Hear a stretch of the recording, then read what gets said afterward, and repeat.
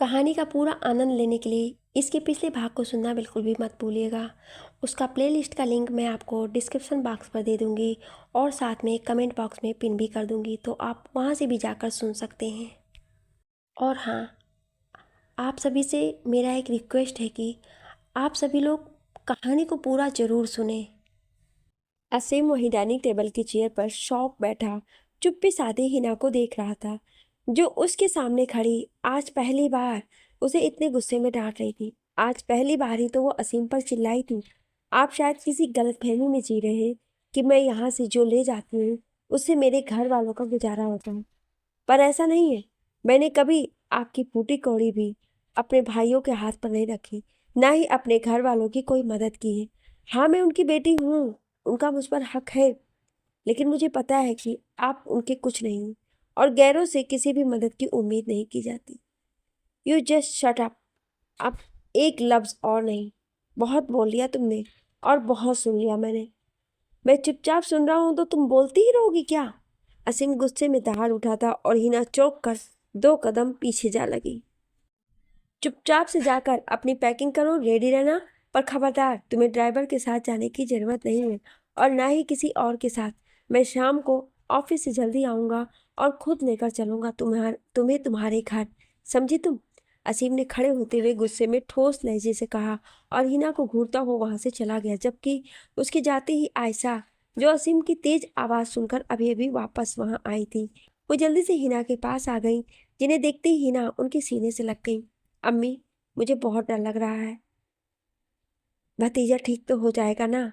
अगर उसे कुछ हो गया तो 7 भाई भी टूट जाएंगे। अम्मी, सब बहुत परेशान है। हिना उनसे रोते हुए बोल रही थी और आयशा उसके सर पर हाथ फेरती उसे समझाने लगी।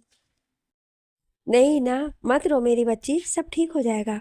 उस मासूम बच्चे की क्या खता जो उसे रब इतनी बड़ी सजा दे। असीम ने बोला है ना कि वो तुझे लेकर जाएगा, तो तू जाकर अपना सामान पैक कर ले। आयशा ने शायद हिना और असीम की सारी बातें नहीं सुनी थी, तो उन्हें कुछ भी पता नहीं चला। असीम घर से निकला तो अपने ऑफिस जाने के बजाय उसने ड्राइवर से गाड़ी नताशा के ऑफिस ले जाने को बोला। असीम के जहन में इस वक्त हिना की बातों से गुस्से से ज्यादा शर्मिंदगी और झल्लाहट घूम रही थी।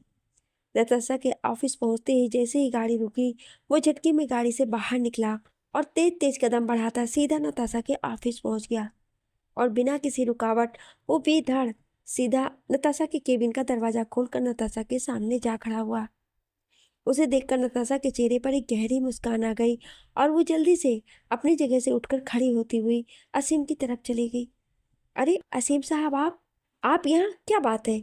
आप जैसा बड़ा बिजनेसमैन हम जैसे छोटे मोटे बंदों के पास आए, कि बहुत बड़ी बात है। मुझे बुला लिया होता अगर कोई काम था तो आपको। ये तुम्हारी फाइल है और आज के बाद तुम्हारा कोई भी स्टाफ, कोई भी फाइल, कुछ भी मेरे ऑफिस में दिखना नहीं चाहिए, समझी तुम? और ना ही तुम्हारी ये शक्ल। Everything is finish. Aseem Natasha के टेबल पर एक प्रोजेक्ट फाइल फेंकते हुए गुस्से में सब एक सांस में बोल गया। असीम साहब, ये आप क्या कह रहे हैं?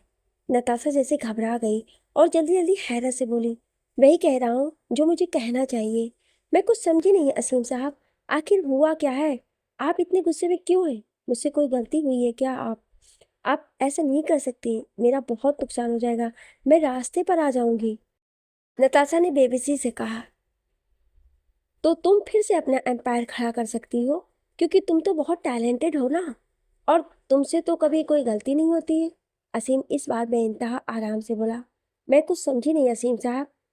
मैंने तुमसे पहले ही कहा था ना कि अगर तुम्हें गलती करने वाले लोग पसंद नहीं है तो तुम खुद भी कभी गलती नहीं करती होगी, लेकिन तुमने तो गलती कर दी। मुझे तुमसे ये उम्मीद नहीं थी।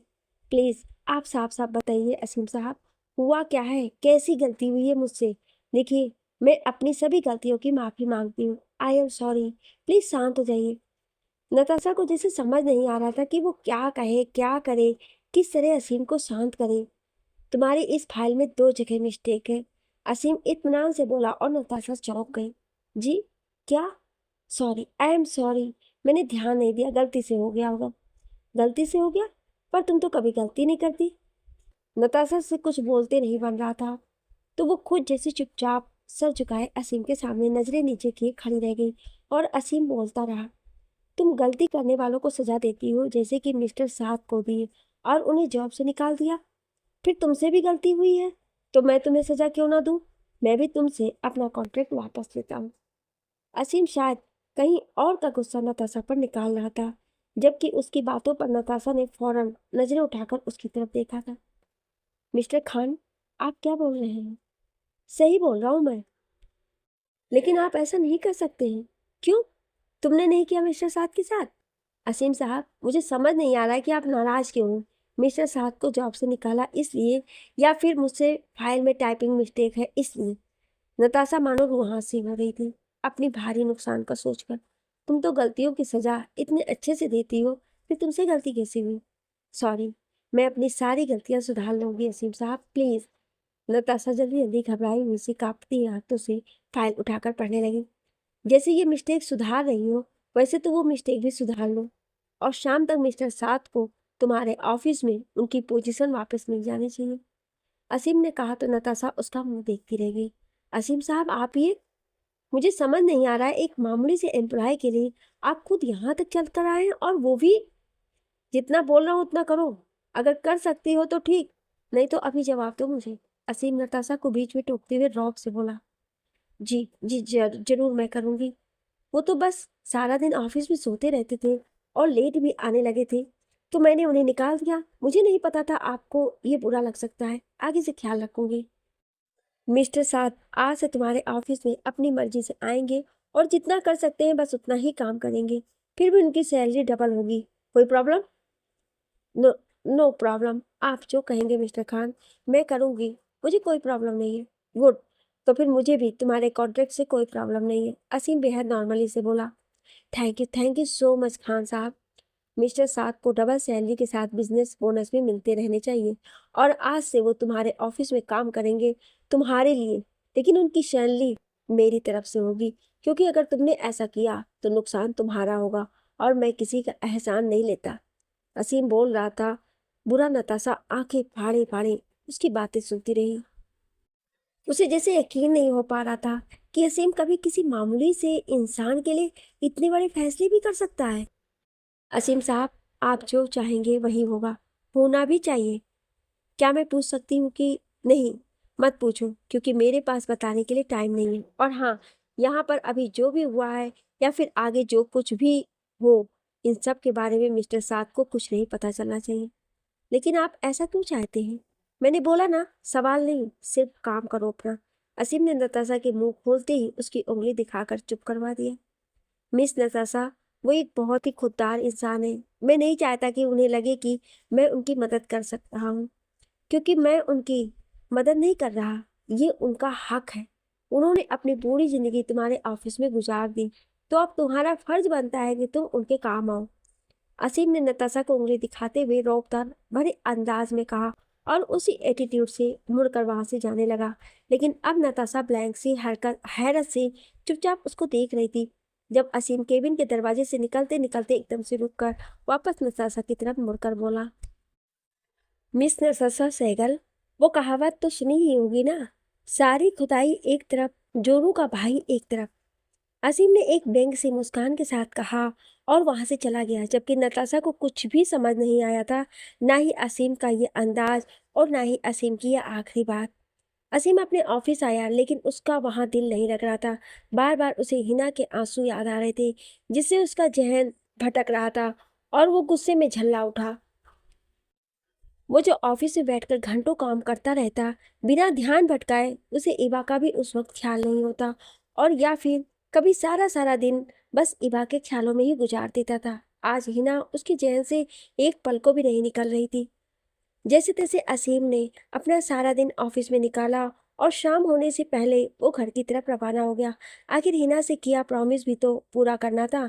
भले उसका मन नहीं था, पर जैसे कहीं ना कहीं हिना के भतीजे तबरेज के बारे में सुनकर उसका दिल पिघल भी रहा था। उसे हिना से नफरत थी, लेकिन हिना का इस तरह रोना, उसकी तकलीफ असीम हरगिज ये नहीं देख सकता था।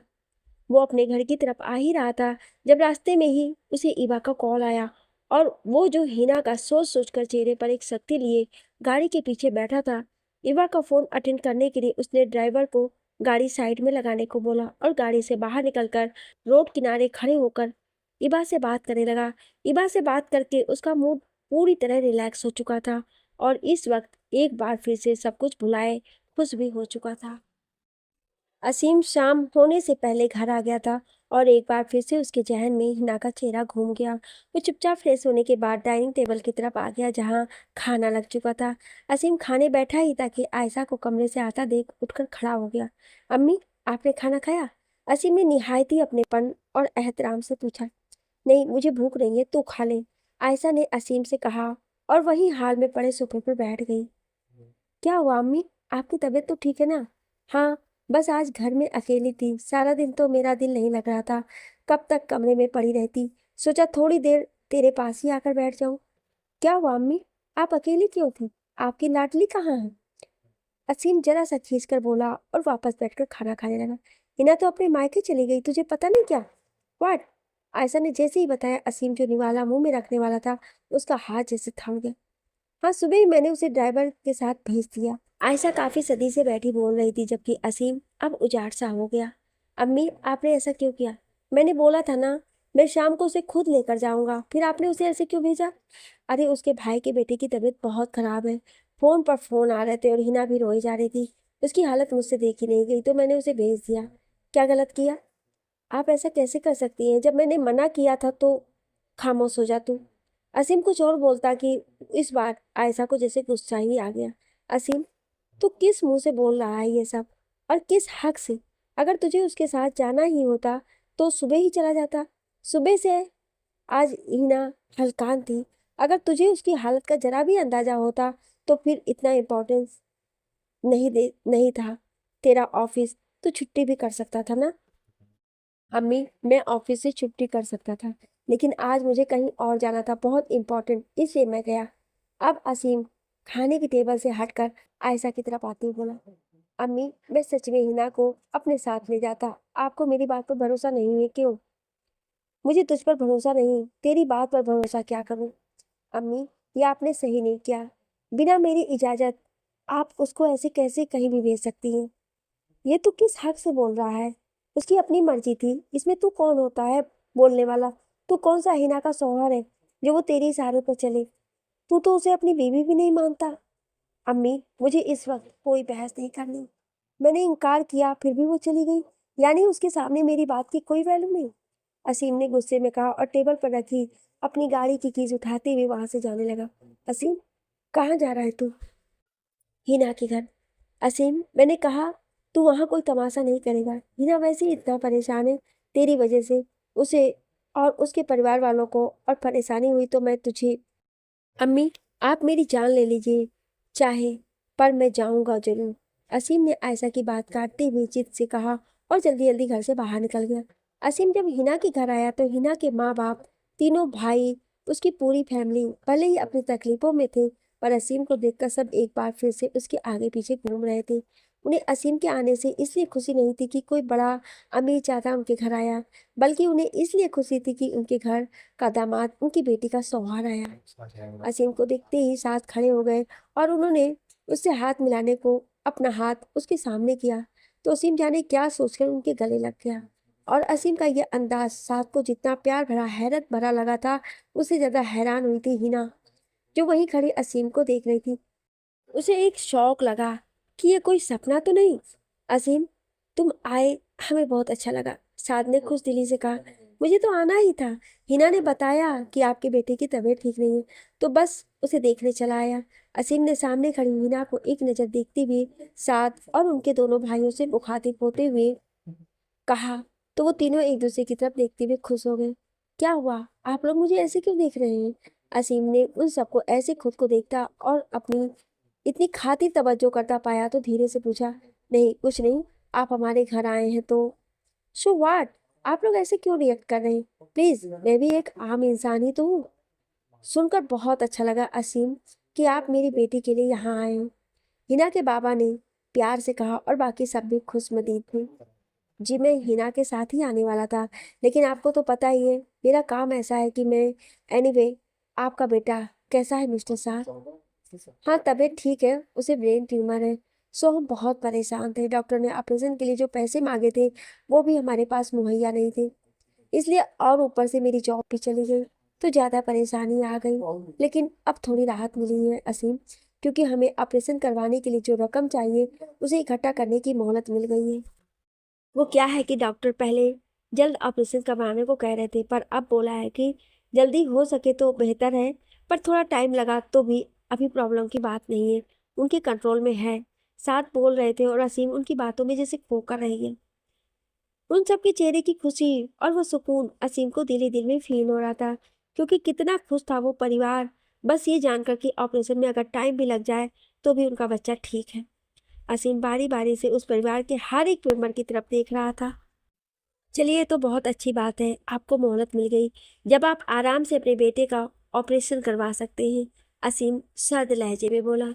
जी हाँ असीम, इन दिनों में काफ़ी टेंशन में था, क्योंकि डॉक्टर ने ऑपरेशन के लिए 2-3 दिन का ही बोला था और इतनी जल्दी इतनी रकम कहाँ से आती। लेकिन आप डॉक्टर ने टाइम दे दिया है तो समझ लो थोड़ा सुकून मिला है। इस बार हिना की अम्मी ने बहुत ही खुश महमी फहमी से कहा था। भले ही उनके दिल में तकलीफ थी, लेकिन फिर भी असीम के सामने सब काफ़ी करीने से पेश आ रहे थे। सडनली साथ का फ़ोन बज उठा और वो असीम और बाकी सबको एक्सक्यूज करके फ़ोन पिक करने वहाँ से अलग हट गए। सब असीम को घेर कर बैठे थे। कोई उससे बातें कर रहा था तो कोई बस उसे देख रहा था, क्योंकि शादी से दूसरी बार ऐसा हुआ था जब वो उनके घर आया था। वही हिना उन सबसे थोड़ी दूर पर खड़ी थी। हिना को जैसे अभी भी अपनी आंखों पर यकीन नहीं हो रहा था कि असीम उसके सामने, उसके घर में है, उसके परिवार वालों के साथ में है। हिना, तू वहाँ क्या कर रही है? यहाँ आकर बैठना। देख, असीम आया है अपने तरवेज का हाल जानने। हिना के बाबा ने हिना को आवाज़ दी तो वो बिना हिले चुपचाप खड़ी रही।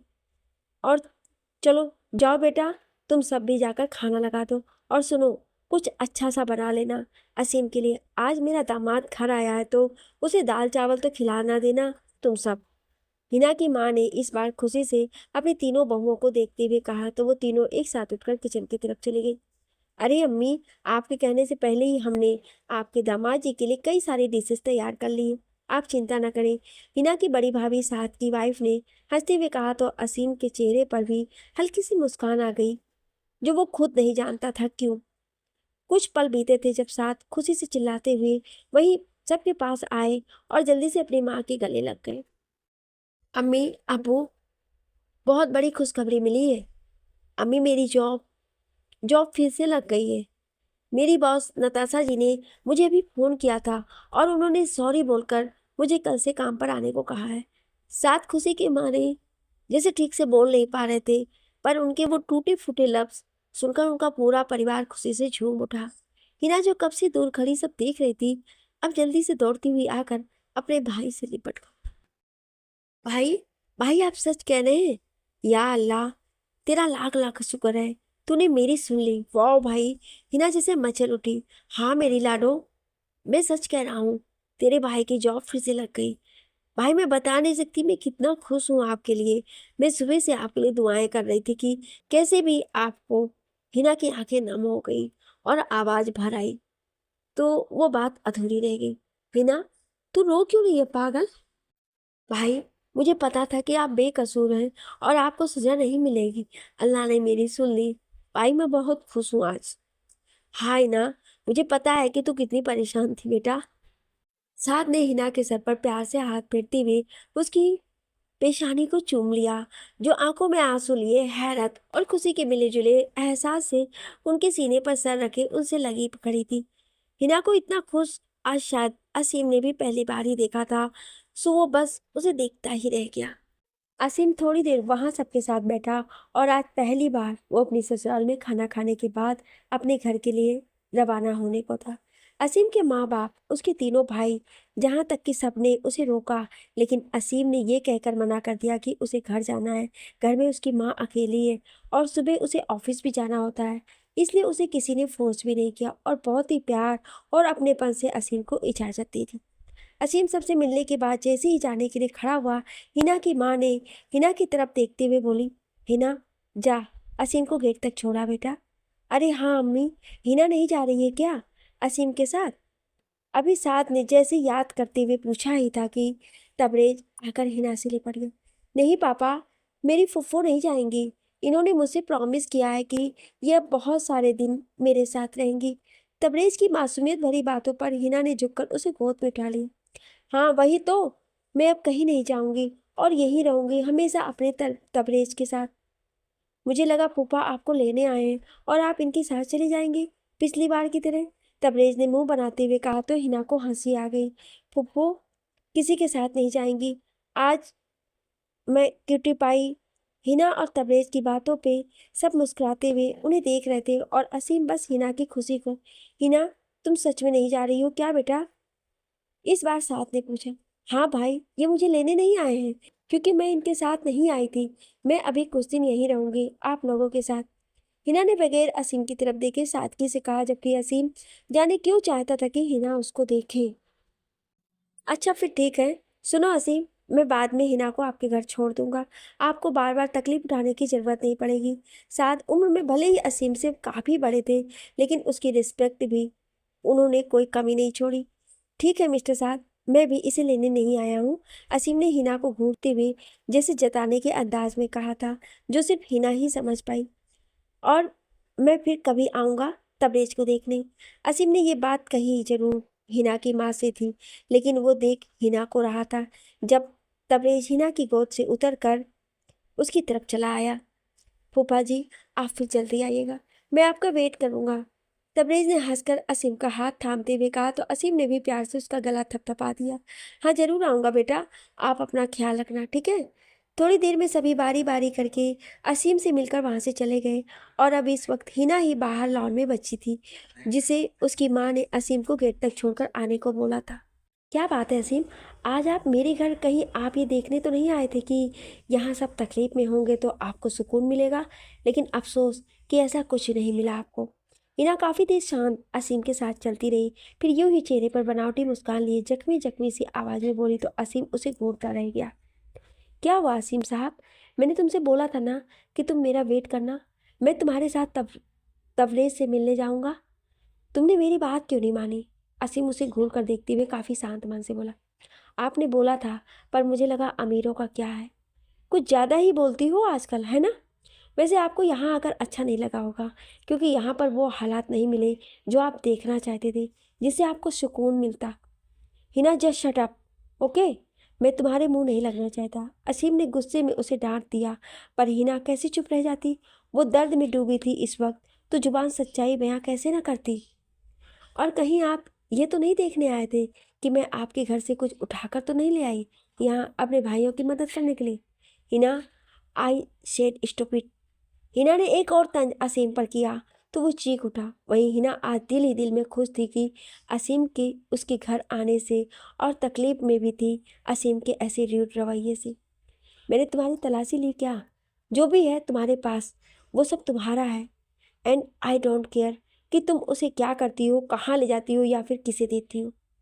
काश कि आप मुझे ऐसा हक देते असीम, पर ऐसा कुछ नहीं है। पर आप जरा भी मत घबराइए असीम साहब, मैं आपके घर से कुछ भी लेकर नहीं आई। आप मेरा यकीन कीजिए। जानती हूँ आपको मुझ पर यकीन नहीं, लेकिन फिर भी।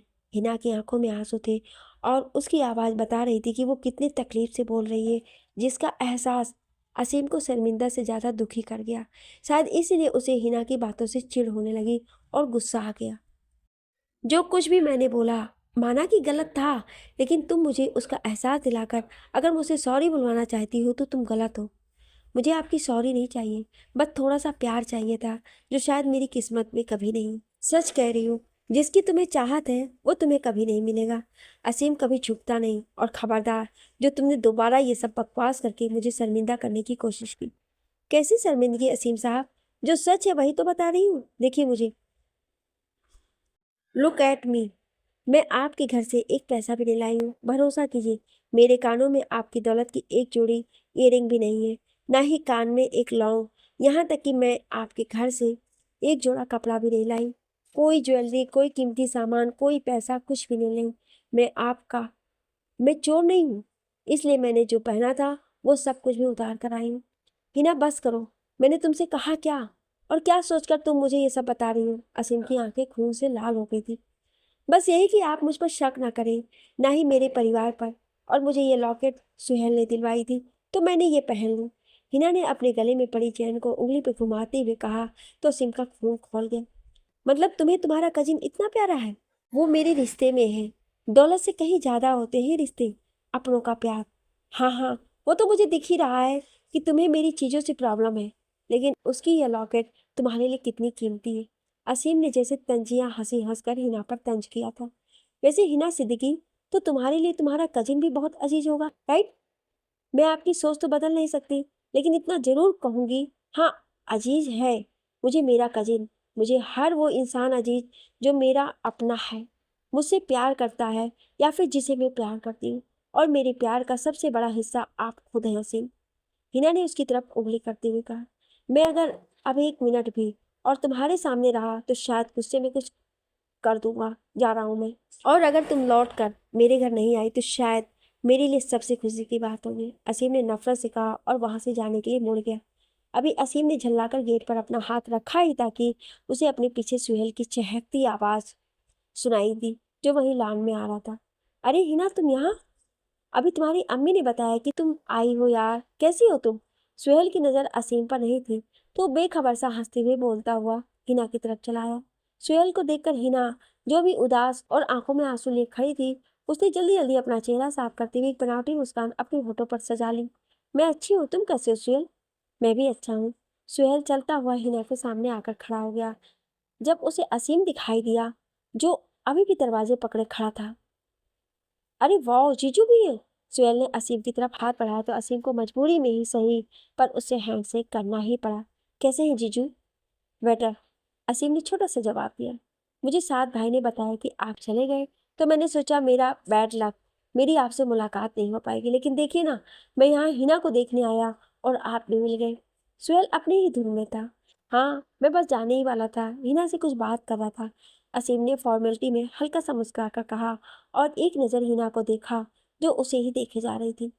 अच्छा, वैसे मैंने डिस्टर्ब तो नहीं किया लव बर्ड्स को? सुहेल ने शरारत से उन दोनों को छेड़ते हुए हंसकर कहा तो हिना भी दिखावे के धीरे से मुस्कुरा दी। सुहेल, बकबक मत करो। वैसे तुम तो जाओगी नहीं चुड़ैल? सुहेल ने हिना के सर पर धीरे से चमाट लगाते हुए प्यार से कहा, जबकि जाने क्यों असीम को नापसंद गुजरा था। नहीं तो जीजू को भी रोक लेती कि तुम। क्यों जीजू? सुहेल ने हिना से कहते हुए असीम से पूछा। नहीं, मुझे काम है। हाँ सुहेल, असीम नहीं रुक सकते, यहाँ उन्हें नींद भी तो नहीं आएगी। हिना बोल उठे थे। क्यों? अरे क्योंकि यहाँ पर इन्हें अनकंफर्टेबल लगेगा, तुम समझ सकते हो। ओ आई सी। चलो, तुम नहीं जा रही हो, यही बात, यही काफी है। हिना, आज इतने दिनों बाद हम सब मिल रहे हैं, सारे कजिन मिलकर खूब मस्ती करेंगे, सुहेल ने हंसते हुए कहा और हिना का हाथ थाम लिया। चलो हिना, तुम जीजू को छोड़ आओ, पर जल्दी आना, मैं अंदर हूँ। हाँ ठीक है। हिना मुस्कुराई थी और सुहेल असीम को बाय बोलकर वहां से जाने लगा। जब असीम एक झटके में दरवाजे से हटकर हिना के सामने आ गया और सुहेल से बोला, लिसन सुहेल, एक्चुअली ये मेरे साथ जा रही है। असीम ने एकदम से कहा तो सुहेल ने पलटकर वापस उसकी तरफ देखा। वहीं खुद हिना की आंखें भी हैरत से फैल गईं। असीम, आप? हाँ, तुम भी मेरे साथ चलोगे? असीम ने हिना को बीच में टोकते हुए ऐसी एटीट्यूड से कहा। अरे लेकिन जीजू, हिना ने तो कहा कि आज नहीं जा रही। हिना जो कहेगी वो करेगी, या फिर जो मैं चाहूंगा वो होगा। और अगर मैं चाहता हूँ कि वो मेरे साथ जाएगी तो मतलब मेरे साथ जाएगी। असीम, जो हिना के सामने खड़ा उसे घूर रहा था, अब सुहेल की तरफ मुड़कर इत्मीनान के लहजे में बोला, ये तो है जीजू। सुहेल ने निचला होठ दांतों तले दबाकर बड़ी ही अदा से कहा, मेरी बीवी है तो मैं जो बोलूंगा इसे वही तो करना होगा। मैं जहाँ रहूंगा ये भी वहीं रहेगी, और मैं घर जा रहा हूँ तो इसे मेरे साथ जाना ही पड़ेगा। असीम कह जरूर सुहेल से रहा था, लेकिन उसकी नजरें हिना पर टिकी हुई थी, जो खुद सुन्न खड़ी थी। जी जीजू, लेकिन हिना, जाकर सबको बोल कर आओ तुम मेरे साथ जा रही हो। असीम ने सुहेल की बात काटते हुए उसे नजरअंदाज करके हिना से कहा, तो जैसे चौंक गई, क्योंकि वो तो असीम के इस बदलाव से कहीं खो सी गई थी। क्या? जाकर अपने घर वालों से बोलो कि तुम मेरे साथ जा रही हो। असीम ने दांत पीसते हुए अपनी बात दोहराई तो हिना चुप रह गई। जब सुहेल ने जल्दी से कहा, अरे कोई बात नहीं जीजू, मैं घर वालों को बुलाकर लाता हूँ। हिना तुम रुको। सुहेल कहते हुए वहां से चला गया। क्या हुआ? मुझे ऐसे क्यों देख रही हो? खा जाओगी क्या? असीम ने हिना को खुद को देखते पाया तो चिढ़कर पूछा, अभी तो आप कह रहे थे कि काश मैं आपकी ज़िंदगी से निकल जाऊं और ज़्यादा अच्छा हो कि मैं यहाँ से कभी लौट कर आपके घर ना आऊं, और अब आप खुद ही मुझे ले जा रहे हैं। हिना शर्द लहजे में धीरे से बोली, हाँ, तुम तो यही चाहती होगी ना कि मैं तुम्हें यहाँ छोड़कर जाऊं ताकि तुम सुहेल और तुम्हारे सारे कजिन। असीम ने अपने लफ्ज गुस्से में कहे थे तो हिना एकटक उसका चेहरा देखती रह गई। अगर ये शक होता तो हिना को दुख होता, लेकिन असीम की आंखों में जलन देखकर हिना को अच्छा लगा था, और वो जो रुआसी सी अपनी आंखों में आंसू लिए खड़ी थी उसी तरह मुस्कुरा दी। क्या हुआ, तुम हंस क्यों रही हो? हिना की मुस्कुराहट जैसे असीम को सुलगा गई। तुम्हें मैं बेवकूफ लगता हूँ क्या, जो मेरा मजाक बना रही हो? नहीं तो मैं आप पर नहीं हंस रही, हिना उसी मुस्कुराहट से बोली। तुम हो क्या चीज हिना सिद्दीकी? अभी तो तुम रो रही थी और अब ये बताओ क्यों हंस रही हो? आपको मेरी हंसी से प्रॉब्लम है या फिर मेरा रोना अच्छा लगता है? मुझे तुम्हारी शक्ल नहीं अच्छी लगती, क्या करूं बताओ? तो फिर मुझे अपने साथ ले क्यों जा रहे हो आप? मैं तुम्हें जवाब देना जरूरी नहीं समझता। असीम वही करता है जो वो चाहता है, और मुझे कोई ऑर्डर दे ये मुझे पसंद नहीं। मैं खुद सबको ऑर्डर देता हूँ। फिर तुम क्या चीज़ हो? आप चाहते हैं ना कि मैं आपको छोड़ दूँ क्योंकि मैं दौलत के लिए आपके गले पड़ी हूँ जबरदस्ती? इससे पहले हिना अपनी बात पूरी करती कि असीम ने उसके दोनों गाल पकड़कर उसका मुंह दबा दिया। बहुत बोलती हो तुम, है ना? इतना बोलना नहीं चाहिए तुम्हें मेरे सामने। मुझे ज्यादा बोलने वाले लोग पसंद नहीं है। असीम और तेज से उसका मुंह दबाते हुए जा रहा था, जबकि हिना अब मुस्कुरा रही, आंखों से आंसू बहकर उसके गाल पर चमकने लगे। दर्द की शिद्दत से उसके मुंह से एक आह जरूर निकली थी, पर चेहरे पर गहरी हंसी साफ जाहिर थी। तुम फिर से हंस रही हो? क्यों हंस रही हो बताओ? असीम झुंझलाकर बोला तो हिना ने उसके हाथ पर अपना हाथ रख दिया, जिसमें असीम ने अभी तक उसके गाल और होठों को पकड़ रखा था। असीम साहब, आज पहली बार आपने मुझे छुआ है अपनी मर्जी से, भले ही गुस्से में ही सही, लेकिन आज आपने मुझे छूकर वो खुशी दे दी है जिसके लिए मैं पिछले 1 साल से तरसती आई हूँ। हिना बोल रही थी और असीम की आंखें हैरत से फैल गईं। वो जैसे झल्ला उठा और एक झटके में उसे छोड़कर 2 कदम पीछे हट गया। ओ गॉड, ओ शिट, ये मैंने क्या किया? अपने गुस्से में मैं कैसे बोल सकता हूँ? असीम गुस्से में खुद को ही कोस रहा था और हिना को नफरत से घूरता रहा। अरे क्या हुआ असीम? शट अप, और यह हंसना मत करो। असीम गुस्से में जल रहा था जब हिना की फैमिली आती हुई दिखाई दी। अरे हिना बेटा, सुहेल कह रहा है तू भी असीम के साथ जा रही है? हिना की माँ ने हिना के कंधे पर हाथ रखते हुए प्यार से पूछा तो वो आंखों में आंसू लिए बनावटी मुस्कुरा दी। जी हाँ अम्मी, लेकिन तू तो रुकने वाली थी। चलो कोई बात नहीं, शादी के बाद शौहर का ही घर लड़कियों का अपना होता है। जी अम्मी, असीम को पाकर मैं वाकई खुश हूँ, हिना ने असीम को देखते हुए पूरी ईमानदारी से कहा। बताओ, इतनी रात को ये तबरेज का हाल जानने आया है, मुझे बहुत अच्छा लगा। हिना की माँ ने इस बार असीम के सर पर प्यार से हाथ फेरते हुए कहा तो असीम भी बनावटी से मुस्कुरा दिया, पर घूर वो हिना को ही रहा था। हिना, ये तेरे लिए। साथ ने अपने हाथ पकड़ा डिब्बा हिना के हाथों में थामते हुए कहा तो हिना उसे खोलकर देखने लगी। अरे भाई, सोने की चूड़ियां? हिना हैरत से बोली। हाँ, मुझे याद है हिना, तुझे सोने की चूड़ियों का बहुत शौक है।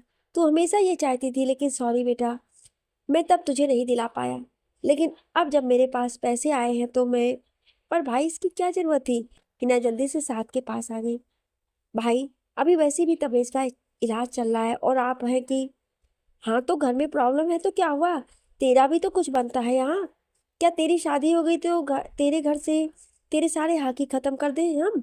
साथ मोहब्बत से हिना की पेशानी चूमकर बोले।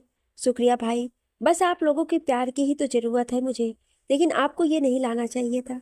हिना अब भी परेशान सी, साथ के खर्चों का सोचकर। अरे ये तो मैंने तेरे बर्थडे वाले दिन खरीदी थी, लेकिन तब तुझे दे नहीं पाया। साथ ने प्यार से उसके सर पर हाथ फेरते हुए कहा तो हिना मुस्कुराती। वहीं असीम ने नजरें उठाकर इस बार साथ को देखा। हिना के बर्थडे का उसे कुछ पता ही कहाँ था, कब और किस दिन होता है। अरे तो आप मेरे घर आ जाते ना भाई, हिना ने कहा। नहीं बेटा, टाइम नहीं था, और वैसे भी तेरे घर जाना थोड़ा सा। साथ ने अपनी बात थोड़ा घुमाते हुए धीमे लहजे में कही थी। हिना, भले ही असीम इस घर का दामाद है बेटा, लेकिन इनके स्टेटस और हमारी हस्ती में फर्क है ना। प्लीज भाई, ऐसा तो मत बोलिए। हिना जैसी तड़प गई थी जब साथ मुस्कुराती है। अरे कोई बात नहीं, बस तू खुश है मेरे लिए इतना ही काफ़ी है। वैसे जीजू ने तुम्हें तुम्हारे बर्थडे पर क्या दिया था हिना? इस बार सुहेल ने चहक कर पूछा तो हिना की हौसली बंद हो गई। अब सुहेल समेत सभी असीम की तरफ देखने लगे थे। जो चुपचाप खड़ा था उसे कुछ समझ नहीं आ रहा था कि क्या करे। जब हिना फौरन बोल उठी, अरे सुहेल, अम्मी, असीम ने तो मुझे जैसे तोहफे देने की ठान ही रखी है। आप लोगों को पता है, हर दिन कोई ना कोई नया तोहफा ये मेरे लिए ले ही आते हैं। तो फिर बर्थडे पर कुछ देने या न देने से क्या फर्क पड़ता है? हिना बनावटी हंसी कह लगाते हुए साफ झूठ बोली, अरे लेकिन फिर भी तेरा बर्थडे था, पहला बर्थडे था, शादी से तेरे शौहर ने क्या दिया, बता तो जरा। इस बार हिना की भाभी ने हंसकर उसे छेड़ा तो हिना को भी कुछ नहीं सूझा, लेकिन वो जल्दी से सोचते हुए बोल उठी, अरे हाँ भाभी, इन्होंने मुझे मेरे बर्थडे पे बड़ा सा सरप्राइज दिया था। मेरे घर में बर्थडे पार्टी थी, रखवाई थी असीम ने। तू सच कह रही है? जी भाभी, मेरे बर्थडे वाले दिन असीम ने मुझे बहुत तोहफे दिए।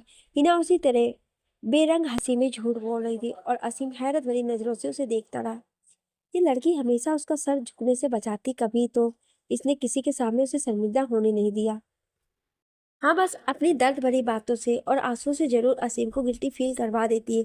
पर मजाल था जो किसी और को कुछ पता चलने देती उनके बारे में। असीम खोया हुआ था। मुझे पहले ही पता था कि असीम तेरा बहुत ख्याल रखेगा। किस्मत से मिलते हैं ऐसे हम सफर। लेकिन ये क्या हिना, खुदा ने तुझे हर चीज से नवाजा है, लेकिन तू ऐसे बनकर आई है। हिना की माँ हिना के हाथ पकड़े उसके चेहरे को इधर उधर घुमाकर देखते हुए कहा, ना तो हाथ में चूड़ियां, ना कान में कुछ, ना ही गले में। सब कुछ वीरान सा लग रहा है बेटा। तेरी नई नई शादी हुई है, थोड़ा बस संवर कर रहा कर। वो बोल ही रही थी कि हिना असीम को देखती रही जो सर झुकाया था। क्या अम्मी, आप बिना, मेरे पास सब कुछ है, बस मैंने पहना नहीं, क्योंकि आजकल यही फैशन है। हिना चेहरे पर बनावटी मुस्कान लिए बोल रही थी, लेकिन उसका दिल ही जानता था इस वक्त उसे अपनी माँ की बातों से कितना तड़प कर रोना आया था कि उसके पास सब कुछ होते हुए भी वो उसे यूज ना कर सकी। असीम हिना का मुंह देखता रह गया। उसे तो लगा था कि इस बार तो जरूर वो सच्चाई बोल देगी, लेकिन इस बार भी उसने असीम को किसी भी नजरों में गिरने नहीं दिया। कुछ देर सबसे मिलने के बाद हिना भी असीम के साथ घर की तरफ निकल चुकी थी। क्या होगा इस कहानी में, जानने के लिए सुनिए अगले भाग में। Thank you.